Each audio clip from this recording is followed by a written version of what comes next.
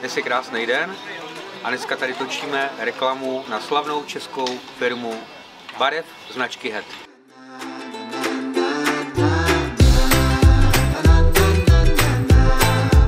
Je to příběh větší než život sám o klukovi, který sotva vylez z kolíbky a už se stal vášnivým malířem.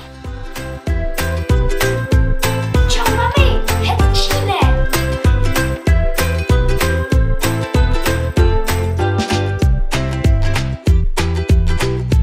Tak během natáčení byly nějaké komplikace? Ano. V žádném hračkářství v celé Praze neměli ani jedno dřevěný prase jako rekvizitu. Ale my jsme šikovní, my jsme si to vyrobili a zvládli jsme to.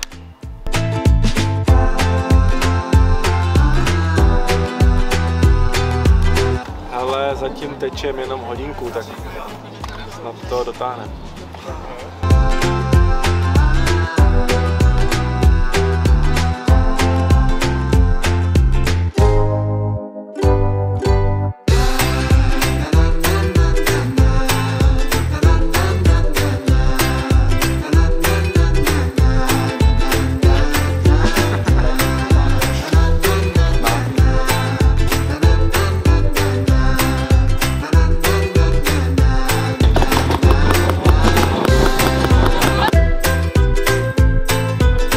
Natáčení se blíží ke konci, byla to velká výzva a nejtěžší bylo zkombinovat natáčení s dětma, se zvířatama a s krásnou starou motorkou, která občas nechtěla startovat, ale nakonec to zvládla.